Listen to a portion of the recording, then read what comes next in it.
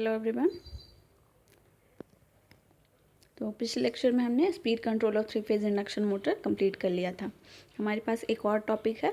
अगर हम drive study कर रहे हैं, ठीक है, डिफरेंट टाइप्स ऑफ ड्राइव्स को रन कराने के लिए, ऑपरेट कराने के लिए हम डिफरेंट टाइप्स ऑफ मोटर के साथ उसको कपल करते हैं, ठीक है। तो जिस तरीके से ड्राइव का मेंटेनेंस हमारे लिए जितना इम्पॉर्टेंट है, उसी तरीके से ड्राइव को ऑपरेट कराने के लिए हमने जिस मोटर के साथ कपल किया है, तो उसका मेंटेनेंस भी हमारे लिए उतना ही इम्पॉर्टेंट है, ठीक है। तो इसी वजह से हम लोग मोटर्स का जो भी मैकेनिकल फीचर्स है उसको स्टडी करते हैं, ठीक है। तो इस मैकेनिकल फीचर्स में हम मेनली देखेंगे टाइप्स ऑफ एनक्लोजर्स, ठीक है, एज पर IS।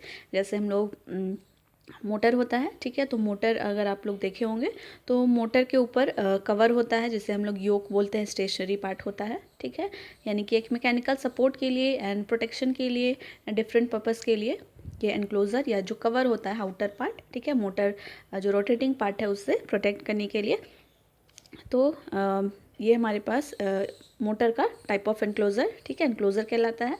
तो हम इसके डिफरेंट टाइप्स को भी हम किस किस तरीके का एनक्लोज़र यहाँ पर यूज़ कर सकते हैं, जो ड्राइव के साथ हमने मोटर को कपल किया है उसके लिए, ठीक है।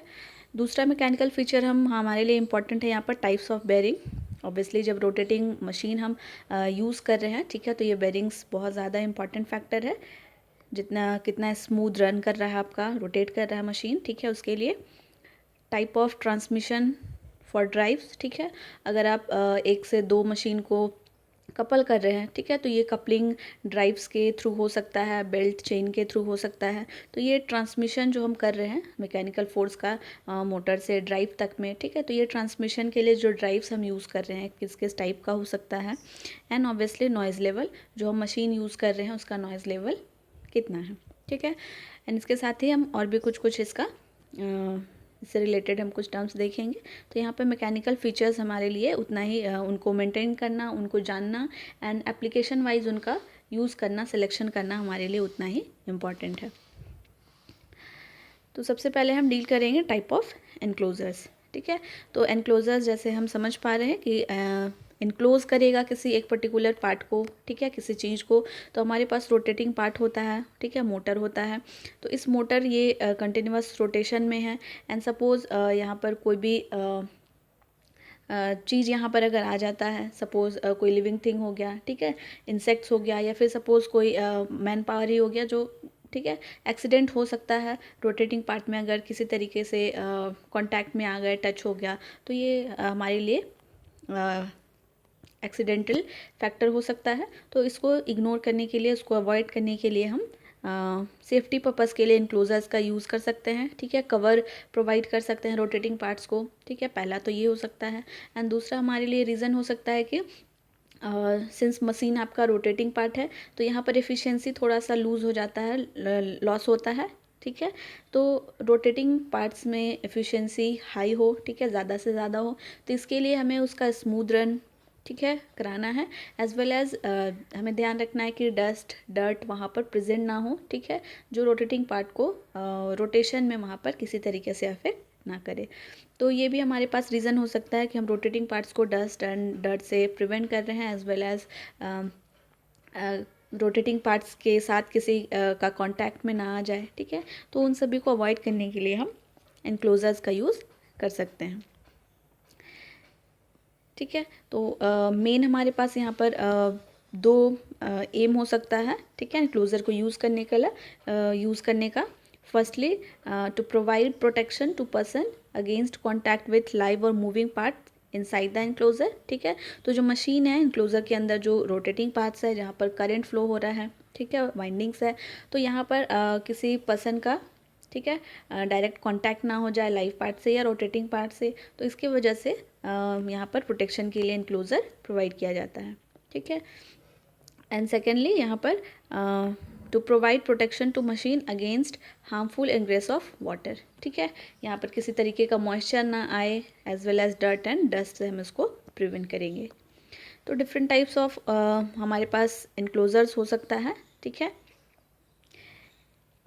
First one is of open type, ठीक है। तो ओपन टाइप हम समझ पा रहे हैं कि किस तरीके का एनक्लोजर होगा। हमारे पास जो रोटर होगा एज वेल एज जो कंप्लीट मशीन होगा, ठीक है। तो यहाँ पर जो एनक्लोज़र यूज़ किया जाएगा, ठीक है, ये कम्प्लीटली कवर्ड नहीं होगा, ये मशीन को पूरी तरह से कम्प्लीटली कवर नहीं करेगा, ठीक है। सिर्फ ये जो सामने वाला विजिबल पार्ट होगा, ठीक है, जहाँ पर ये रोटेट कर रहा है, जो हम देख सकते हैं कि रोटर रोटेट कर रहा है, तो ये विजिबल पार्ट्स के अराउंड ही इस तरीके का एनक्लोज़र प्रोवाइड किया जाता है, ठीक है। तो ये ओपन टाइप एनक्लोज़र कहलाता है। एंड ऑब्वियसली ये कम्प्लीटली कवर्ड नहीं होता है, तो इसके वजह से ये डस्ट एंड डर्ट, ठीक है, एंड ऑल्सो यहाँ पर कूलिंग फैसिलिटी नहीं होता है, ठीक है, एंड डस्ट एंड डस्ट से ये किसी तरीके से प्रिवेंट नहीं करेगा क्योंकि ये कम्प्लीटली कवर्ड नहीं है। तो इस तरीके का ओपन टाइप जो एनक्लोज़र है हम लोग स्मॉल एप्लीकेशंस में यूज़ कर सकते हैं, ठीक है। सेकेंड टाइप ऑफ एनक्लोज़र देखें तो ये प्रोटेक्टेड टाइप है, ठीक है। तो प्रोटेक्टेड टाइप में हमारे पास कम्प्लीटली कवर्ड टाइप एनक्लोज़र होगा, ठीक है। जो रोटेटिंग पार्ट होगा या लाइव पार्ट होगा ये कंप्लीट इसको कवर करेगा, ठीक है, and it will prevent from accidental contact, ठीक है, एज वेल एज ये कम्प्लीटली कवर होगा, प्रोटेक्टेड होगा। तो ये सब मैनर में प्रीवियस टाइप्स के कंपैरिजन में डस्ट एंड डर्ट से भी प्रिवेंट करेगा। Third is screen protected type, ठीक है। तो स्क्रीन प्रोटेक्टेड टाइप में हमारे पास यहाँ पर जो ओपनिंग्स होगा या फिर जो लाइव या रोटेटिंग पार्ट्स होगा यहाँ पर एनक्लोज़र प्रोवाइड किया जाएगा।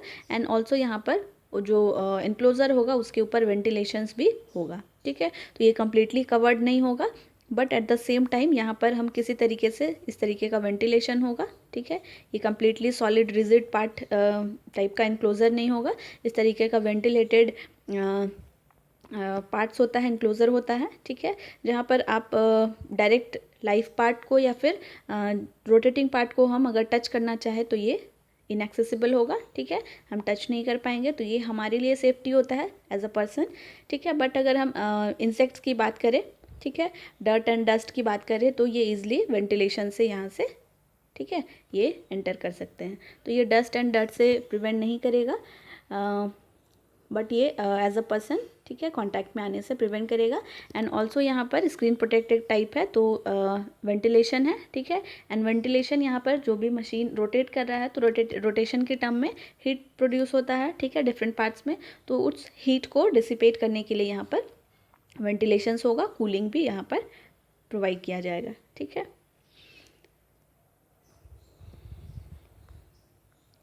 फोर्थ टाइप अगर हम देखें ड्रिप प्रूफ टाइप, ठीक है। तो इस तरीके का जो मशीन होता है यहाँ पर भी वेंटिलेशन होता है, ठीक है, एंड वेंटिलेशन होगा तो एज वेल एज जैसे वेंटिलेशन है तो ये यहाँ पर डस्ट पार्टिकल्स से बहुत ज़्यादा प्रिवेंट नहीं कर पाएगा, ठीक है। बट ये ड्रिप प्रूफ टाइप है। तो अगर सपोज़ अगर हम ओपन इन्वायरमेंट में अगर किसी मशीन्स को रन करा रहे हैं, ठीक है, तो हो सकता है रेनी सीजन में ड्रॉपलेट्स वहाँ पर एंटर करना चाहे, तो इस केस में ड्रिप प्रूफ टाइप एनक्लोज़र उस तरीके के मशीन को उस कंडीशन में दिया जाता है, ठीक है। तो ये प्रोटेक्शन करता है अगेंस्ट ड्रिपिंग मॉइस्चर, ठीक है, ड्रॉपलेट से प्रिवेंट करेगा, मॉइस्चर से प्रिवेंट करेगा, ठीक है। तो इस तरीके का हम लोग पंपिंग सेट्स में यूज़ कर सकते हैं। Fifth type of enclosure is splash proof type, ठीक है। तो इस स्प्लैश प्रूफ टाइप्स में हम देखें तो जनरली ये लिक्विड ड्रॉप से ऑब्वियसली हेल्प प्रिवेंट करेगा, ठीक है, वेंटिलेशन जो यहाँ पर प्रोवाइडेड होगा तो वहाँ पर डस्ट एंड डर्ट कुछ रेशो में एंटर कर सकता है। बट यहाँ पर जो लिक्विड ड्रॉप्स होगा, ठीक है, ये कम्प्लीटली प्रिवेंट नहीं करेगा, लेकिन अगर हम वर्टिकल एंगल देखें, ठीक है, वर्टिकल के रेस्पेक्ट में, ठीक है, तो ये वर्टिकल के रेस्पेक्ट में देखें तो ये 100 डिग्री, ठीक है, ये 100 डिग्री तक के एंगल से अगर स्ट्रेट लाइन में, ठीक है, डस्ट पार्टिकल या फिर रेन ड्रॉप्स या फिर मॉइस्चर, ठीक है, तो इस वर्टिकल के रेस्पेक्ट में इस एंगल तक में अगर ये एंटर कर रहा है तो ये स्प्लैश प्रूफ टाइप जो एनक्लोज़र होगा ये मशीन को प्रोटेक्ट कर सकता है फ्रॉम डस्ट हो गया या मॉइस्चर हो गया या ड्रॉपलेट्स हो गया, ठीक है। बट 100 डिग्री से अगर ज़्यादा के एंगल से अगर एंटर कर रहा है मशीन की तरफ तो ये फिर उतना प्रिवेंट नहीं कर पाएगा, ठीक है। तो इस तरीके का स्प्लैश प्रूफ टाइप जहाँ पर रेंज के लिए, ठीक है, यूज़ किया जा सकता है, जो आपको सिर्फ टॉप साइड से प्रिवेंट करेगा मशीन को।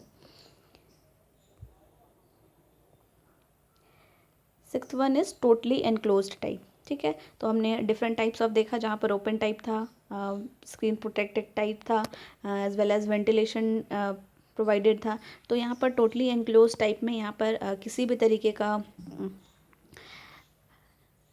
ना वेंटिलेशन का प्रोविज़न होगा यहाँ पर, ठीक है। कूलिंग पर्पस के लिए कोई भी वेंटिलेशन नहीं होगा, लेकिन जो कूलिंग होगा वो रेडिएशन एंड सरफेस रेडिएशन के थ्रू यहाँ पर कूलिंग पर्पस, ठीक है, कूलिंग प्रोसेस होगा। तो यहाँ पर टोटली एनक्लोज टाइप में जो कवर होता है वो कम्प्लीटली कवर्ड होता है। वहाँ पर ना बाहर से कोई भी एयर एंटर कर सकता है, ना कोई भी डस्ट या डर्ट, स्मॉल पार्टिकल्स भी एंटर नहीं कर सकता, कोई इंसेक्ट्स एंटर नहीं कर सकता, एज वेल एज जो ह्यूमन बीइंग है, ठीक है, वो भी लाइव या फिर रोटेटिंग पार्ट के कांटेक्ट में डायरेक्टली नहीं आ सकते। तो इस तरीके का जो इनक्लोज़र प्रोवाइड किया जाता है ये कम्प्लीटली कवर्ड होता है, टोटली इनक्लोज्ड होता है, ठीक है। यहाँ पर वेंटिलेशन भी नहीं होगा एंड कूलिंग पर्पस के लिए यहाँ पर सिर्फ और सिर्फ रेडिएशन, सरफेस रेडिएशन प्रोसेस ही पॉसिबल हो पाएगा, ठीक है। 7th one is totally enclosed and fan cool type. तो 6th में हमने देखा कि टोटली एनक्लोज्ड, यहाँ पे किसी तरीके का वेंटिलेशन का प्रोविज़न नहीं होगा, बट रोटेटिंग मशीन्स है, हाई किलोवाट का आपके पास मशीन है, तो बहुत ज़्यादा हीटिंग प्रोसेस होगा, तो ये वाइंडिंग्स को डैमेज कर सकता है, as well as different parts को भी ये डैमेज कर सकता है, ठीक है, लॉन्ग टाइम तक यूज़ करने पर। तो इस वजह से मशीन्स को, मोटर्स को जो रनिंग कंडीशन में है उसको टाइम टू टाइम हमें कूलिंग में भी डालना होता है, ठीक है। तो इस वजह से हम जब totally enclose type surface enclosure provide कर रहे हैं, जो कि बहुत ज़्यादा हेल्पफुल है डस्ट से, डर्ट से, ठीक है, एंड एक्सटर्नल जो भी एयर एंटर कर रहा है, तो ये काफ़ी ज़्यादा हेल्पफुल है, ठीक है, ये प्रोटेक्ट करेगा, but at the same time cooling भी यहाँ पर चाहिए, कूलिंग का प्रोविज़न भी होना चाहिए। तो ये मोटर के साथ ही एक तरीके का फ़ैन यहाँ पर अटैच कर दिया जाता है रोटर के शाफ्ट में ही, ठीक है। एंड जैसे आपका टोटली एनक्लोज्ड ये आपका एनक्लोज़र होगा, तो ये आउटर एटमॉस्फेयर से इसको प्रोटेक्ट करेगा मशीन को, and at the same time यहाँ पर इसके शाफ्ट में फ़ैन कनेक्टेड होगा, ठीक है। तो जैसे मशीन रोटेट करना शुरू करेगा तो फ़ैन भी रोटेट करेगा एंड इसको एट द सेम टाइम ये उसको कूलिंग प्रोवाइड करता रहेगा। तो ये 7th टाइप ऑफ एनक्लोज़र हमारे लिए काफ़ी ज़्यादा हेल्पफुल हो सकता है लार्ज एप्लीकेशंस में, जब हम लोग बहुत लार्ज किलोवाट का मशीन यूज़ कर रहे हैं। 8th one is pipe ventilated type, ठीक है। तो यहाँ पर जो हमारे पास होगा एनक्लोजर होगा, तो इसके सरफेस पे ही इस तरीके का पाइप वेंटिलेशंस प्रोवाइडेड होगा, ठीक है। तो यहाँ पर ये आपका एनक्लोजर्स है, ठीक है, ये पार्ट आप देख पा रहे हैं, ये सारा एनक्लोजर्स का पार्ट है, ठीक है। ये इसके अंदर हमारा रोटर है, मशीन का रोटर है, रोटेट कर रहा है, वाइंडिंग्स है, ठीक है। एंड ये बाहर कम्प्लीटली ये हमारा योक पार्ट है, यह एनक्लोजर है, ठीक है। तो इस तरीके का पाइप वेंटिलेटेड में यहाँ पर हमारे पास इसके सरफेस में वेंटिलेशन के लिए पाइप प्रोवाइडेड होता है, ठीक है, जो कि एक्सटर्नल, ठीक है, आउटसाइड से एयर को ये एंटर कराता है मशीन के रोटेटिंग पार्ट्स में, ठीक है। जहाँ पर मशीन रोटेट कर रहा होगा तो उनके बीच में ये जो पाइप है आउटसाइड एटमॉस्फेयर से ये एयर को पास कराता है इनसाइड द मोटर, ठीक है। तो इस तरीके का पाइप वेंटिलेटेड टाइप भी हमारे लिए काफ़ी हेल्पफुल हो सकता है। And last one is flame proof type, ठीक है। ऑब्वियसली हम लार्ज किलोवाट्स का मशीन यूज़ करते हैं, तो फॉल्ट कंडीशन में हो सकता है, शॉर्ट सर्किट के कंडीशन में हो सकता है कि यहाँ पर फ्लैश अकर हो, आर्क प्रोड्यूस हो, ठीक है। तो इस वजह से हम अपने मशीन्स को इधर सपोज़ हमारे पास ये मोटर रखा हुआ है, ठीक है, तो मोटर के अगर आसपास कहीं पे फ्लेम प्रेजेंट हो, ठीक है, आग लग जाए, किसी तरीके से आग प्रोड्यूस हो जाए, तो ये मशीन को प्रोटेक्ट करेगा अगर हम flame proof type enclosure use कर रहे हैं, ठीक है। एज वेल एज अगर इसका एनक्लोज़र जो है ये फ्लेम प्रूफ टाइप है, तो अगर मशीन के अंदर भी किसी वजह से फॉल्ट आता है या फिर आर्क प्रोड्यूस हो जाता है एंड वाइंडिंग बर्न होता है, फ्लेम अकर होता है, ठीक है, प्रोड्यूस होता है, तो इस केस में ये आउटर एटमॉस्फेयर को प्रिवेंट करेगा, ठीक है। तो ये हमारे लिए 2 in 1 टाइप का यहाँ पर प्रोविज़न है, ठीक है। अगर मोटर के आसपास कहीं पे आग प्रेजेंट हो, फायर का प्रेजेंस हो, तो ये मोटर को प्रिवेंट करेगा, ठीक है। एज वेल एज़ अगर मोटर में किसी तरीके का आर्क या फिर फ्लेम प्रोड्यूस हो जाता है, तो ये मोटर के आसपास के एनवायरनमेंट को, एटमॉस्फेयर को ये फ्लेम से प्रिवेंट करेगा, ठीक है। तो ये था हमारे पास डिफरेंट टाइप्स ऑफ एनक्लोजर्स, या फिर योक बोल सकते हैं, या आउटर सरफेस बोल सकते हैं, ठीक है, जो बेसिकली हम यहाँ पर मोटर को प्रिवेंट करने के लिए ही यूज़ करते हैं, ठीक है। एज वेल एज़ ये मोटर को मैकेनिकल सपोर्ट भी प्रोवाइड करता है, ठीक है। इसके हम बेटर अपीयरेंस के लिए भी हम इसको यूज़ कर सकते हैं। तो डिफरेंट फैक्टर्स है कि हम डिफरेंट एप्लीकेशंस के अकॉर्डिंग हम डिफरेंट टाइप का जो एनक्लोजर्स है उसका सिलेक्शन कर सकते हैं। So that's all about types of enclosures. Next lecture में हम लोग आगे कंटिन्यू करेंगे मैकेनिकल फीचर्स ऑफ मोटर्स या मशीन्स में, जहाँ पर हम डिफरेंट टाइप्स ऑफ बियरिंग को देखेंगे। That's all, thank you everyone.